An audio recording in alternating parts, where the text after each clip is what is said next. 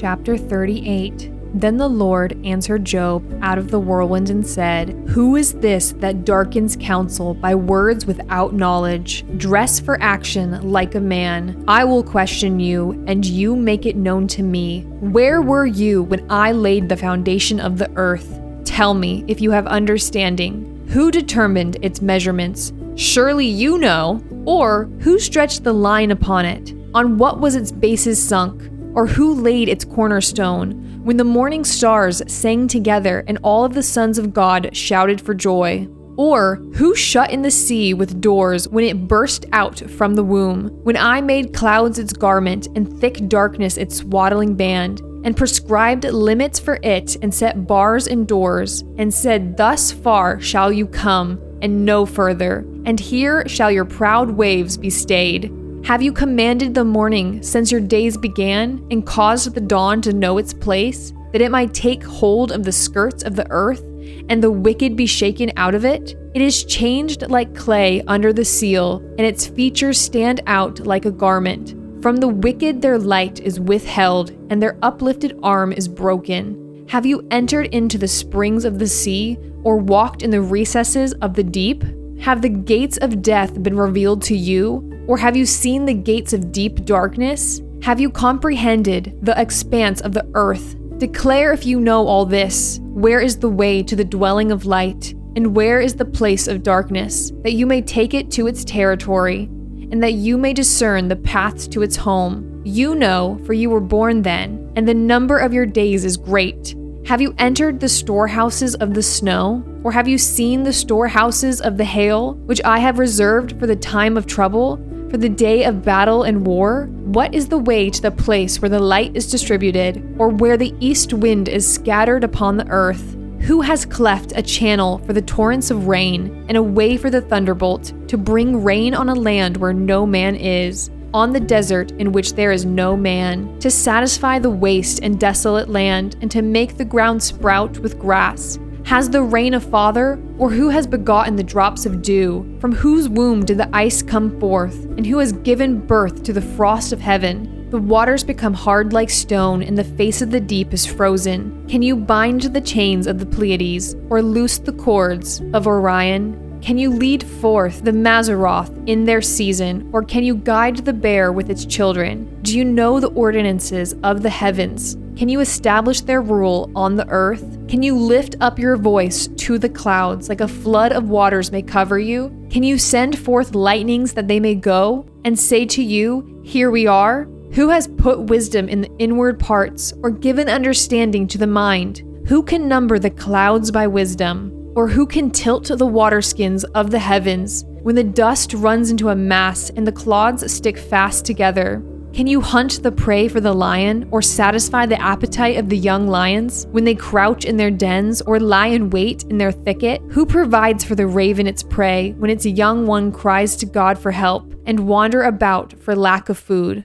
Chapter 39. Do you know when the mountain goats give birth? Do you observe the calving of the does? Can you number the months that they fulfill? And do you know the time when they give birth? When they crouch, bring forth their offspring, and are delivered of their young? Their young ones become strong. They grow up in the open. They go out and do not return to them. Who has let the wild donkey go free? Who has loosened the bonds of the swift donkey? To whom I have given the arid plain for his home, and the salt land for his dwelling place. He scorns the tumult of the city. He hears not the shouts of the driver. He ranges the mountains as his pasture, and he searches after every green thing. Is the wild ox willing to serve you? Will he spend the night at your manger? Can you bind him in the furrow with ropes? Or will he harrow the valleys after you? Will you depend on him because his strength is great? Or will you leave to him your labor? Do you have faith in him that he will return your grain and gather it to your threshing floor? The wings of the ostrich wave proudly, but are they the pinions and plumage of love?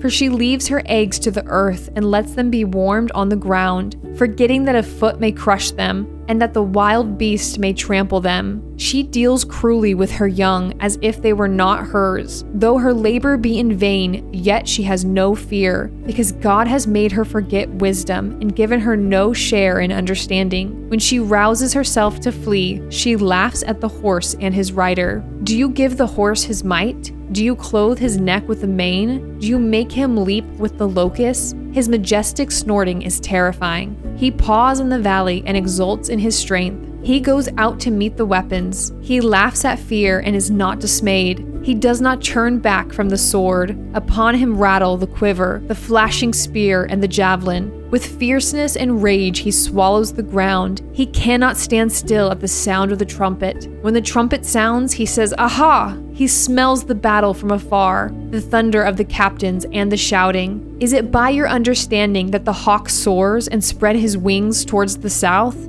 Is it at your command that the eagle mounts up and makes his nest on high? On the rock he dwells and makes his home, on the rocky crag and stronghold. From there he spies out the prey, his eyes behold it from far away. His young ones suck up blood, and where the slain are, there he is. Chapter 40. And the Lord said to Job, "Shall a fault finder contend with the Almighty? He who argues with God, let him answer it." Then Job answered the Lord and said, "Behold, I am of small account. What shall I answer you? I lay my hand on my mouth. I have spoken once, and I will not answer. Twice, but I will proceed no further." Then the Lord answered Job out of the whirlwind and said, "Dress for action like a man. I will question you, and you make it known to me. Will you even put me in the wrong? Will you condemn me that you may be in the right? Have you an arm like God? And can you thunder with a voice like his? Adorn yourself with majesty and dignity. Clothe yourself with glory and splendor. Pour out the overflowings of your anger, and look on everyone who is proud and abase him. Look on everyone who is proud and bring him low, and tread down the wicked where they stand. Hide them all in the dust together. Bind their faces in the world below. Then will I also acknowledge to you that your own right hand can save you. Behold Behemoth, which I made as I made you. He eats grass like an ox. Behold his strength in his loins, and his power is in the muscles of his belly. He makes his tail stiff like a cedar. The sinews of his thighs are knit together. His bones are tubes of bronze, his limbs like bars of iron. He is the first of the works of God.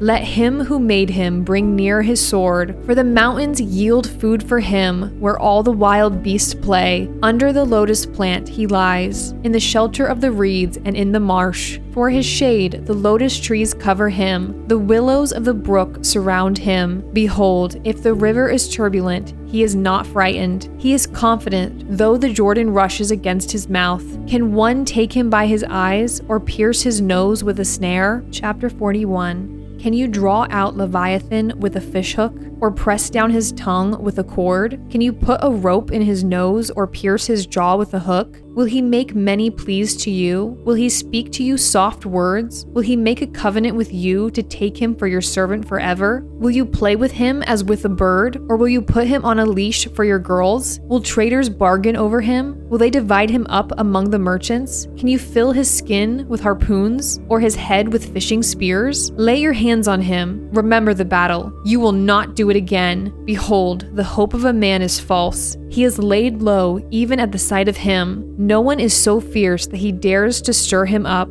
Who then is he who can stand before me? Who has first given to me that I should repay him? Whatever is under the whole heaven is mine. I will not keep silent concerning his limbs, or his mighty strength, or his godly frame. Who can strip off his outer garment? Who would come near him with a bridle? Who can open the doors of his face? Around his teeth is terror. His back is made of rows of shields, shut up closely as with a seal. One is so near to another that no air can come between them. They are joined one to another. They clasp each other and cannot be separated. His sneezings flash forth light, and his eyes are like the eyelids of the dawn. Out of his mouth go flaming torches, sparks of fire leap forth. Out of his nostrils come forth smoke, as from a boiling pot and burning rushes. His breath kindles coals. and a flame comes forth from his mouth. In his neck abides strength, and terror dances before him. The folds of his flesh stick together,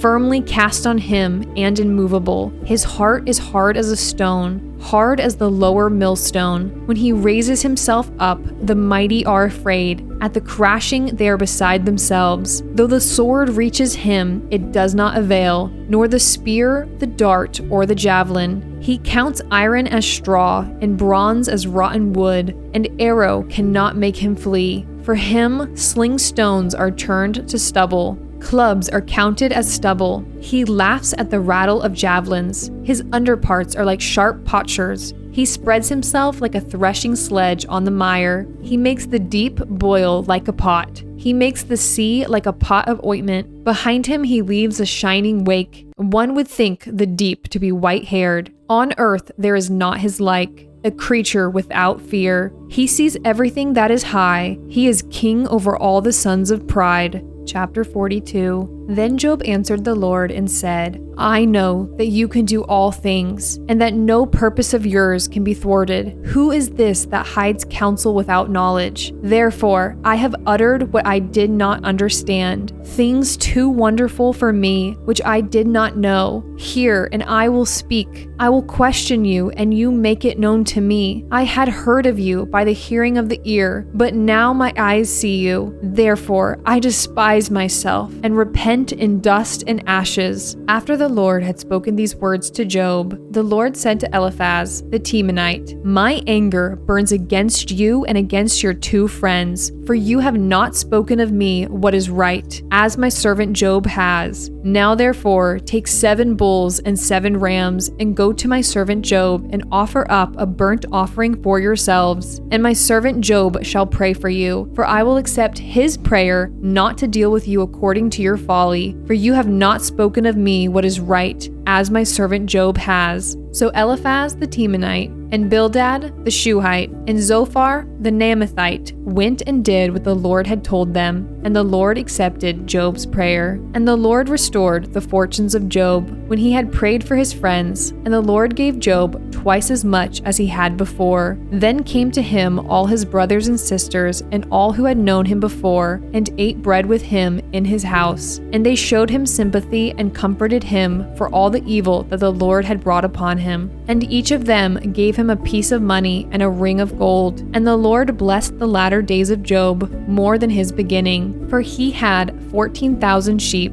6,000 camels, 1,000 yoke of oxen, and 1,000 female donkeys. He had also 7 sons and 3 daughters, and he called the name of the first daughter Jemimah, and the name of the second Keziah, and the name of the third Keren-Happuch. And in all the land there was no women so beautiful as Job's daughters. And their father gave them an inheritance among their brothers. And after this Job lived 140 years, and saw his sons and his sons' sons 4 generations. And Job died an old man and full of days.